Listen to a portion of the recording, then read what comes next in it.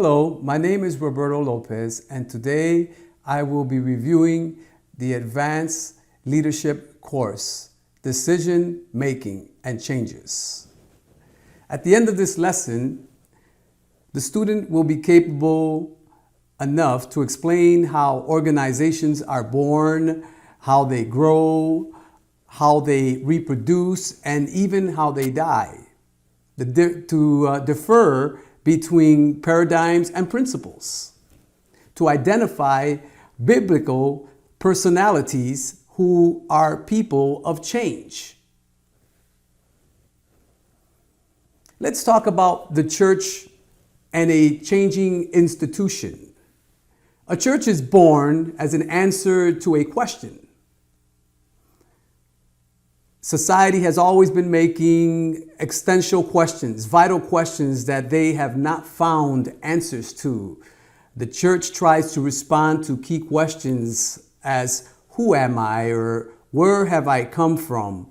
What is my reason of existence? Many of the changes that occurred in history were the results of a crucial role that the church had. As we go forward, let's talk about paradigms and let's talk about principles. In the church, as well as in any organization, paradigms and principles exist. The first must change according to the change in the generations. But the principle must remain. The thing is to know how to distinguish one from another, to know how to act in an indicated moment. In this section, our objective will be to study the interesting topics. As we move forward, as the world changes, the church must change as well.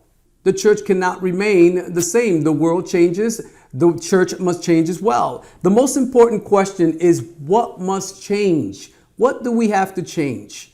A fundamental principle of change has to be the change of paradigms, or the changes of principles. The principles are fundamental truths that are eternal. They never change. They always stay, and nothing or nobody can modify them. The Bible is the center and source of these principles. They are like a law of nature, the spiritual law, that they always fulfill without concern of time or place where we are. The paradigms are forms how the world is seen, and the mirror where the church is seeing as well. They are the human models and the examples that are seen. The paradigms can and must be changed. The church that does not change its paradigms ages, and without a doubt, it will die. So a church must change along with time. On the contrary, the one that changes turns into a dynamic and a powerful church, an effective organization in its mission, in what it's called to do. Let's talk about changes in the Bible. All right. When we read the Bible, we find that some promote changes. The Bible clearly teaches us what must change and what should not change. For example, Jesus completely changed the concept of traditions and rituals and customs of the Jews. This caused annoyance in the religious and political leaders. Nevertheless, the change was necessary. It had to be done. That was the case of Paul, who was a man who set a new paradigm of how to do missions, of how to evangelize. In the following, we will speak of Jesus, Paul, like a paradigm of change. All right, let's talk first about Jesus and change. One of the fundamental characteristics of the gospel is that it became the means of change for the society at the moment. Jesus watched reality of his contemporaries, the form in which they lived and what they believed in. He did not remain quiet, hoping that someone else would change reality. No. He began to promote changes in people, especially in the way that the Pharisees taught and how they lived. Jesus was about changes as well. Let's talk about Paul, and let's talk about the changes in Paul. The Apostle Paul in Romans 12 invites us to transform ourselves by means of renovation of our minds. That is a great challenge that the Christian leaders, church, and organizations has. It is to stay in constant renovation. This requires that each person stays expectant to change in the way we think and the way we live. It's true that we almost always see change as something that's bad. But in fact, change is good. Change is good. This study is to help people handle change, not to let the change handle them. We must learn to handle the change and not allow the change to handle us. All right? The principle of change, according to Paul, is let us change our way of thinking so we can change our way of living. Lesson 2, changes and growth. At the end of this lesson, the student will be capable of reflecting about the 4 points of University for Leader missions. Explain the source of change that can be given in an organization. Enumerate the types of changes that occur in an organization as well. Explain the relations of change to growth. Now, what is the mission of UPL? You can sum it up in just a few words: to educate, to grow, grow to transform, transform to serve, and serve to exist. Let's talk a little bit about the mission of University for Leaders. University for Leaders is a new concept of education. It is an institution that has changed the paradigms using non-traditional means of education and marketing, a historical route in the field in all America, making a valid and changing a proposal to the preachers and leaders of the continent. Next, we will study the mission of University for Leaders and its objectives. All right.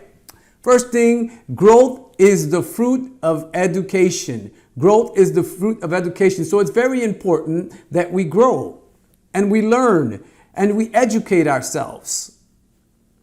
As we move forward, a fundamental principle of education and growth is growth can occur without educating, but growth cannot be maintained without educating. Once again, I repeat myself, growth can occur without educating, but growth cannot be maintained without educating. All right? So we need to transform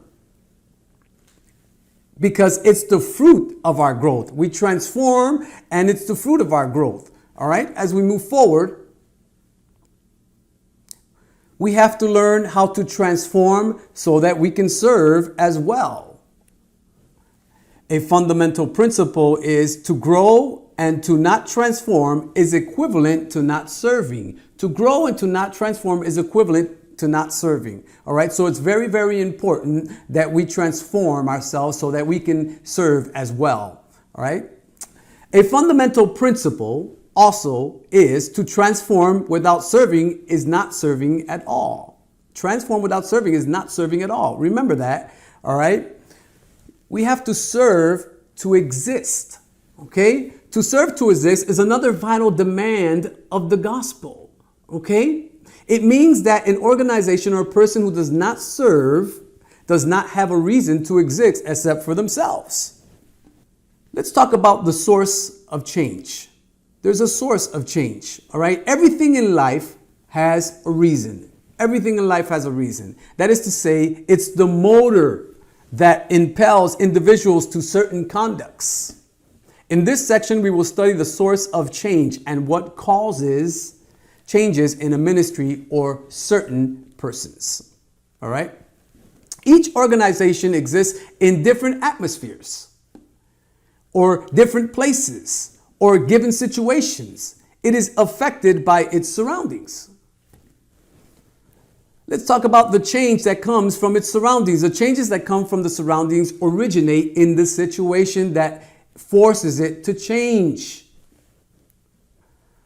The change that comes from its interior, that's the kind that comes from the inside. It has its origin in situations that occur in the organizations. Let me give you an example, all right? The pressure of eternal change can be the result of a new vision, an inner renovation, or a desire to improve, or it can be a result of an internal crisis that it sources in other conditions as well. All right? Let's talk about the inconformity for a given situation. The inconformity to be in a situation also becomes a very powerful source of the change. A vision given by God. One of the most powerful reasons for a change is a vision given by God. God will give us a vision, and sometimes that will drive us to change. There's different types of changes, all right? There's the change in the structure of an organization. There's the change in the physical atmosphere. There's the change in the people. There's the change in the culture. Different types of changes. Let's talk about lesson number 3. It talks about forces and obstacles of change. The forces of change. Change should not be an option for a leader. Forces of changes exist, and it is necessary to know and to handle them in the correct way. There are forces that support changes and forces that are against the change. To implement change is not an easy task. It can be, or it can get very hard. Next, we will analyze what we call the forces of change. When trying to make change in an organization, the following forces will take part. First, there's the status quo. The word status quo comes from the Latin, and it means the state in which we are. We will define it as the present state of the things. Of an organization, we're talking about its present state. God does not change. His message does not change. But the human being, yes, they change. When aging through time, they change. The churches that do not transform into a changing society have a short period of life, or they become irrelevant without an attractive message, and therefore they are organizations that do not have a promising future. Let's move on forward. There's also the wish state. It's the place where we want to be. It's the place where you desire to be. A wish state responds to a sense of not being conformed. It's one of the motivators of change in an organization, or a vision given by God that should be primary motive of change. There's also the forces that limit. We also have forces that will limit us to do certain things. The forces that limit are those that prevent changes from happening. These can be things or people who hinder a transformation from being carried out, or a mission from being carried out. There's also impelling forces. What are impelling forces? These are forces that promote change. They are also called change agents. It's not just anyone who can promote a change. It's common error to think that any person can promote a change by themselves without being a force sufficient enough to move others. Let's talk about common errors when changes are made. All right. First thing we need to know is not moving people from their places of complacency. A very common error is to think that people are going to accept the change without any reaction. For that reason, the first step is to move people towards an urgency of sense. Let's talk about failing in not creating a coalition towards the change.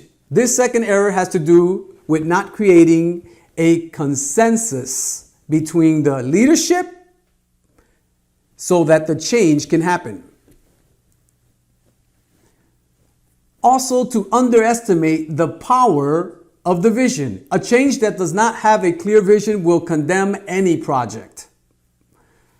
Or to communicate the vision appropriately. A confused and inconsistent vision that is not clearly defined is a common error as well. Or to become an obstacle for the vision. A leader who promotes change, but at the same time, he becomes an obstacle, will allow those that follow them to get also discouraged as well. So we, as leaders, we cannot become obstacles in the change. Or to declare the victory too early. When we declare the victory too early. To declare victory early without the change occurring will promote that we lower our guards and changes do not happen. Sometimes we'll promote our victory too early, and when we promote our victory too early, the people will put down their guards and then nothing will happen. Failures in creating victories of short term, when we look for changes to occur in the long term without having small victories along the way. Negligence in noticing the changes in the culture of an organization. The culture is the way to make the things in an organization or in a church. We'll be going into lesson number 4. The process of implanting the change. We must be implementing the change. It is one of the responsibilities of a leader to make changes and also to set the thoughts of change in the minds of the people who work with that person or that leader. Now, this is not an easy task. It can get pretty hard and it can get pretty tough.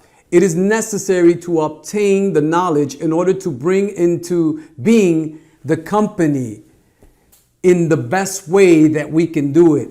We should obtain knowledge of the change that we're about to take or the change that is about to happen so that we can make the best out of it. We have to, first of all, establish a sense of urgency in the people. Change needs to have an initiative of a leader. A leader must always be in front of a change. Creating a sense of urgency in people is necessary. Notice that though that demands in action of all the members and the leaders as well.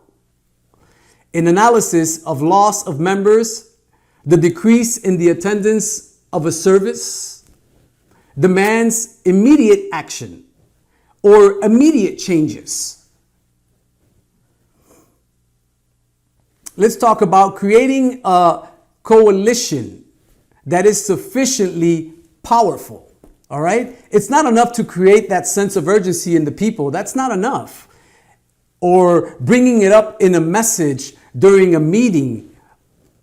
Or even talking about it from the pulpit. It is necessary to create a coalition between all the leaders.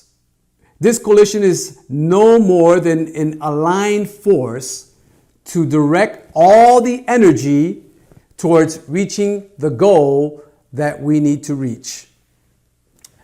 Talking about developing a vision and a strategy, we must develop a vision and we must develop a strategy. The atmosphere of change has already been created. Okay? All the leaders are aware of the changes that we want to make. Now it is crucial for us leaders to develop a vision and a strategy, A vision is no more than a clear description of what we want to obtain. A vision is what we want. It's where we want to go. Okay? Let's communicate the vision of change. Now that the vision and the strategy has been selected, it is necessary to communicate the whole organization of what is going to happen and how the process is going to take place. We have to empower the people. Once the vision, once the strategy has been communicated to all, the possible obstacles should be eliminated. We have to remove all the obstacles from the way. This implies changing structure that imposes on the change or tries to stop it. Important decisions must be made for the change to happen. So there's some changes and there's some decisions that are going to have to be made. Applying the change in the church. Let's talk about applying the change in the church. The model that is presented here is a proposal that can be modified or can be adapted to each situation that we may be facing. Change is not always good, and change applied incorrectly can cause more damage than any benefit. As we move forward, we're going to be moving to lesson number 5. There's types of decision making. Different types. Let's talk about these types of decision making. At the end of this lesson, the student will be capable of using their words to elaborate on the concept of decision making. They'll be able to explain how decision making must be carried out, specifically explaining each step. Enumerate the different types of decisions that can be taken as well. Let's talk about the generalities. To decide something or not. To decide is to assume the commitment with the results that we want to reach. Whereas to not decide, we demonstrate being interested for things to happen, but without really doing anything about it. What does it mean to make a decision? What does it mean to make a decision? Managers, by definition, are decision makers. One of the roles of a manager is indeed to make a series of decisions. Managers are making decisions consistently. Every day they have to make a decision. Whether to buy more product, whether to not buy more product, whether to hire someone, whether not to hire, whether to cut. They're making decisions every day. That's what a manager does. The process of decision making. Basically, to make a decision means, listen, to define the purpose. What exactly is supposed to be decided? To list the options available. If there are possible alternatives, any other way we can go. To evaluate the options, the pros, the cons of each one. To choose between the options available, which option is best for the decision that we're going to make. To put the select options into action. Let's talk about types of decisions in leadership. There's different types of decisions in leadership, all right?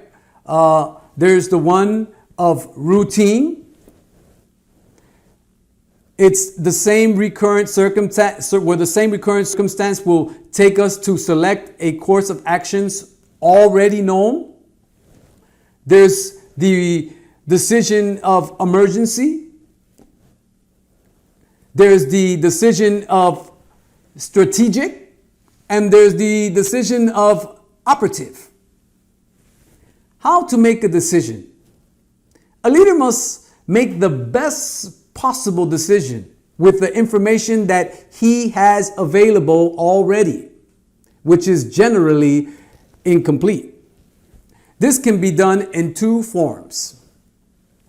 Listen, intuitive decision, it is decided in a spontaneous and creative form, or logical or relational decision, which we cradle in knowledge, abilities, and experiences. Let's talk about types of conditions and models of decision making.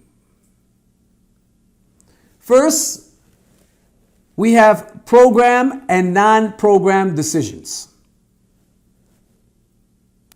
Program decisions are those that are taken for process that are routine, and that takes place frequently and do not need specific consideration or analysis, such as purchases or payments and those type of things. Decisions that are non-program are those that are taken before situations that are not repeat or imply the assignment of significant resources, as they can be the introduction of a new technology, the launching of a reorganization or of a product, an investment, or even an expansion. There's conditions that can appear. There are also conditions that may appear once decisions are taken.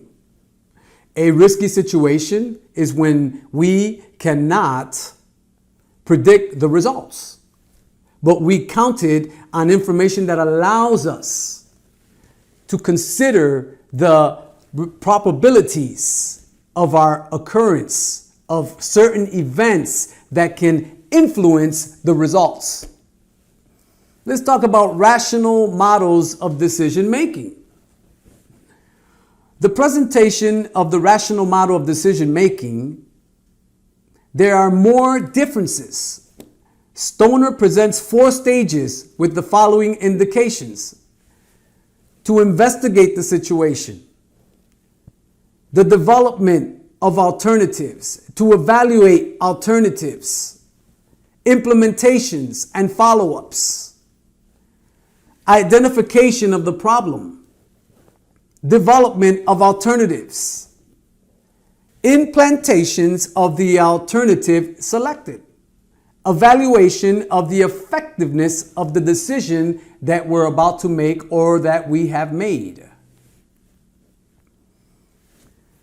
With independency of the greater or the minor disaggregation of the stages, a rational process of decision making must consider 4 factors: the problem, the cause, alternative solutions, and the implementation and control. Now let's talk about the indecisions, causes, and principles that impact. Decisions initiate the process of leadership and moves the work in the ministry and in the churches. Their absence or delay can affect their effectiveness and impact in its surroundings. Paralysis by analysis arises when we place so much emphasis in the analysis process that we don't ever come to a real decision. When this becomes a habit, this state ends up more and more diluting to the process of the decision until arriving to a simplest decision becomes something difficult. Let's go to chapter 6 or lesson 6, making decisions and risk.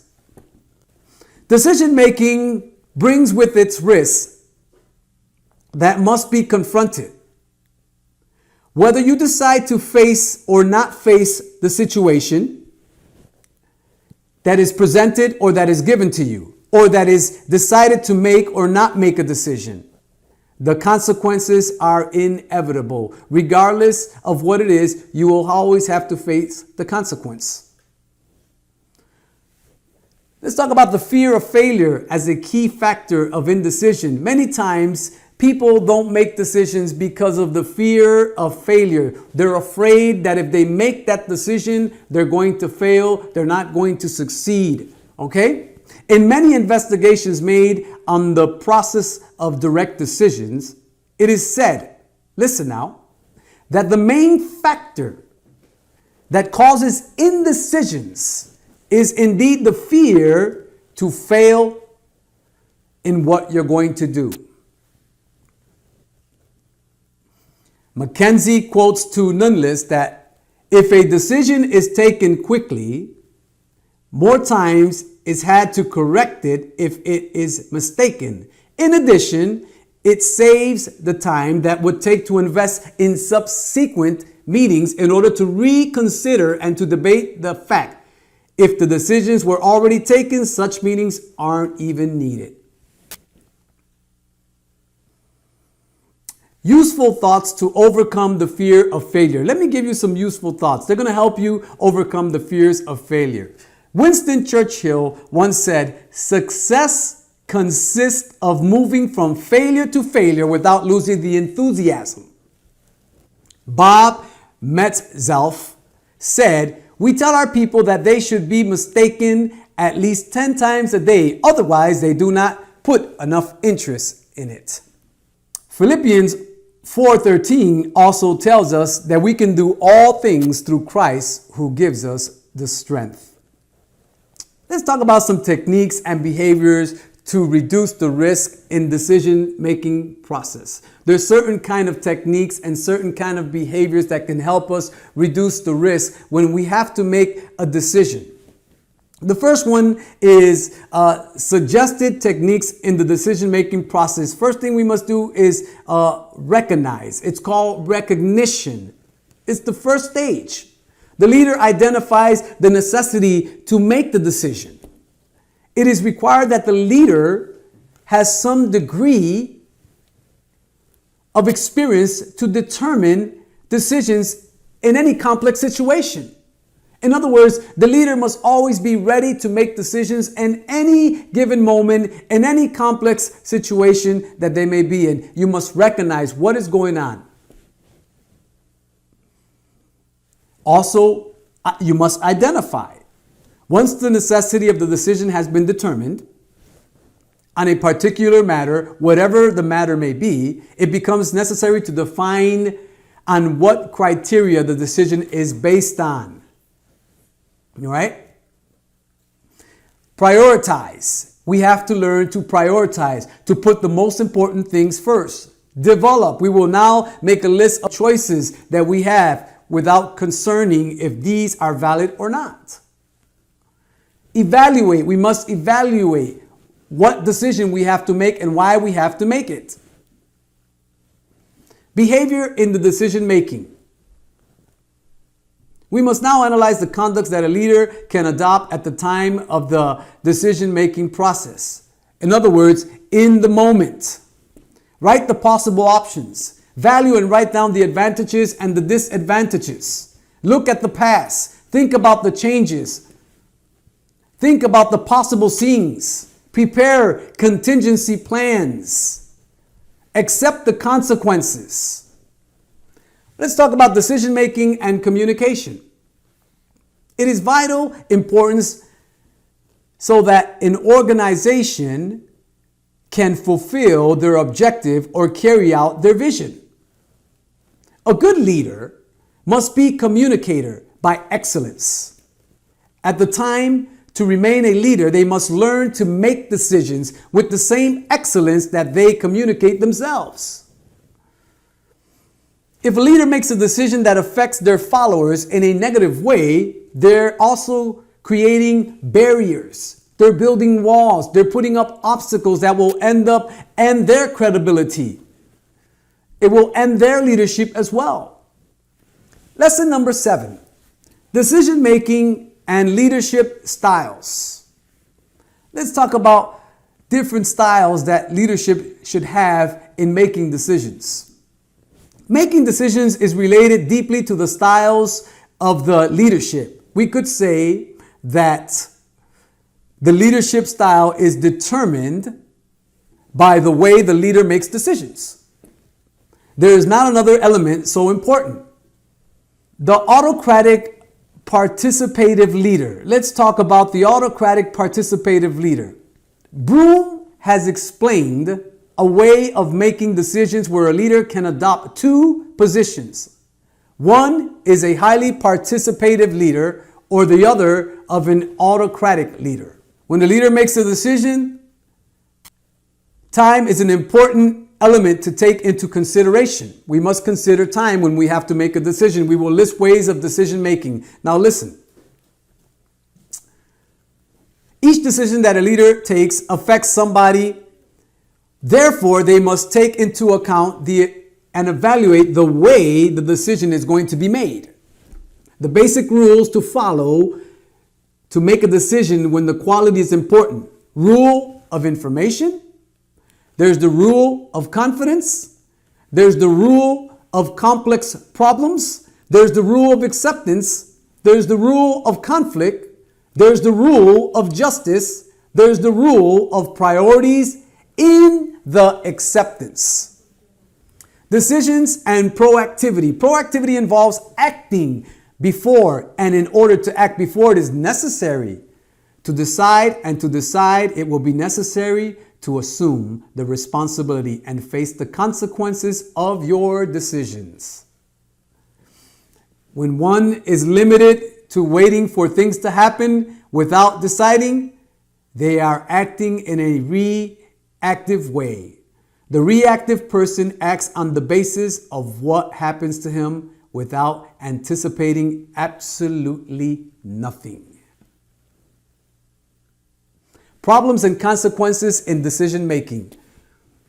Let's look at some problems and let's look at some consequences. One, the common problem in the process of decision making. Not being punctual. All right, let me just give you a few. Connections not detected with other problems. Does not make the follow-up for the decision. Lacks of personal clarity. Personal uncertainty. Excessive fear. Those are just a few of many. Let's talk about external elements that help the process of making decisions. Indicators defined, graphics of statistical controls, cause, effect diagrams, and so forth. Consequences to make a bad decision. Personal, not motivated. Insecurities, no personal affirmations, and so forth. I want to thank you all for joining me in this leadership and decision making class. Thank you.